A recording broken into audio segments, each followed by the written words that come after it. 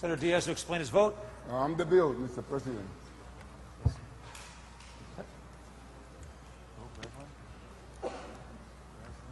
Thank you, Mr. President.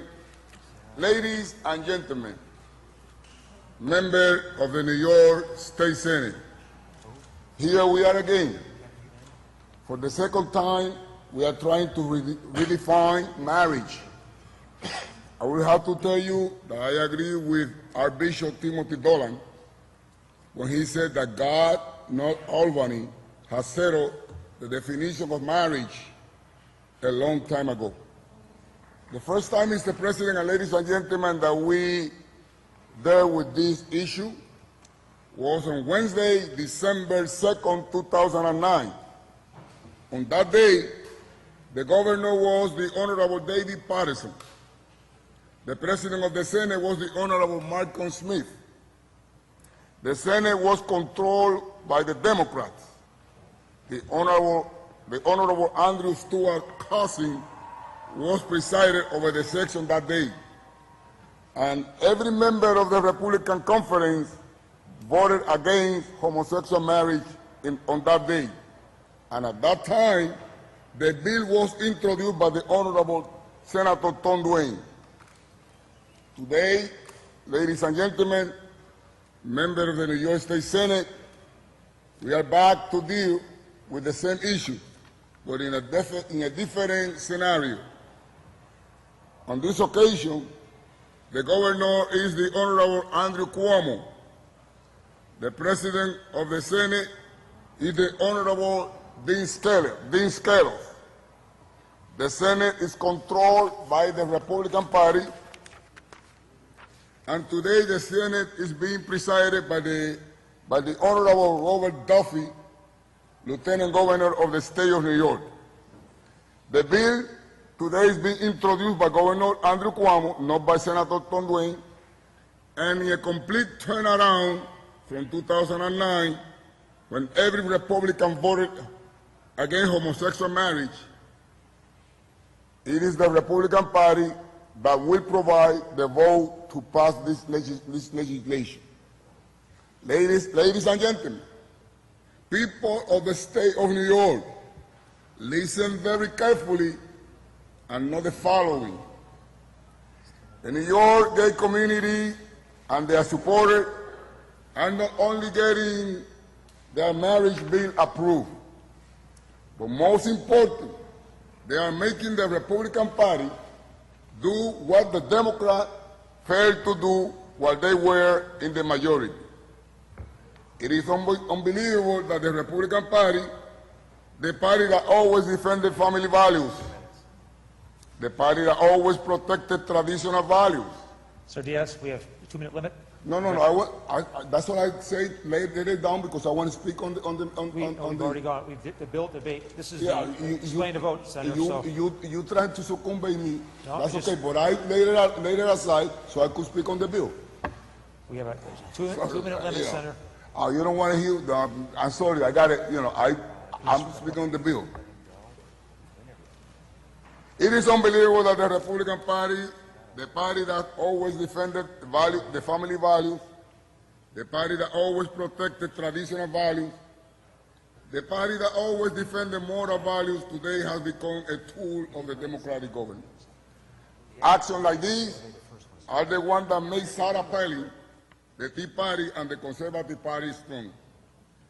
This Democratic agenda, pushed by a Democratic governor, is being approved by the Republican Senate. Senator Dean Skelos, the Republican senators, and the Republican Party are allowing a Democratic governor to divide the Republican Party and the Conservative Party by telling Michael Long, we just don't care for your opinion or your stand. It is a fact, ladies and gentlemen, and we all know that same-sex marriage has been rejected by the majority of Americans when given the opportunity to vote for it. Senator, I point out you waived your right to lay the bill aside. I asked you again. No, I laid it aside twice. I said it twice. I laid it aside. And the record is not reflecting that. I just asked you if you could just wrap up. We've given you far more than 2 minutes. Mr. President, I laid it aside. Twice I said, let it aside, twice I said it. If you try to take my right to speak on that bill, then you say so. But I laid it aside twice, and I said twice, let it aside.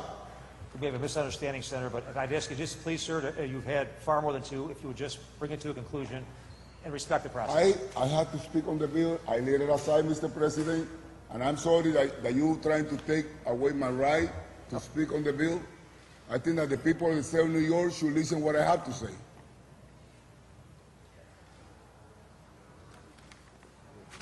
Okay. We have a whole list. I just asked you, sir, I'll give you the last minute, and I don't want to cut you off and be disrespectful. We have a whole list. I'm trying to hear the process. You've had well over 2 minutes. Why are we so ashamed of listening to what you're saying? Senator, we're not ashamed. This is a democracy. I mean, I asked the bill to be aside. You go neutral. You don't want to listen to me. Senator, and now you are. Senator, we are just following the rules. I'm asking you to please. I'm giving you extra time to be respectful. Senator Salam was respectful to your request. I ask you just to wrap it up in 1 minute. Mr. President, I am being respectful. I just want people to know that you have been denying me. I mean, you're going to vote for it? Go ahead, vote for it. It's your right. But it is not your right to take away my right. I mean, you want to vote, go ahead, but don't be ashamed of it. Senator, vote proudly.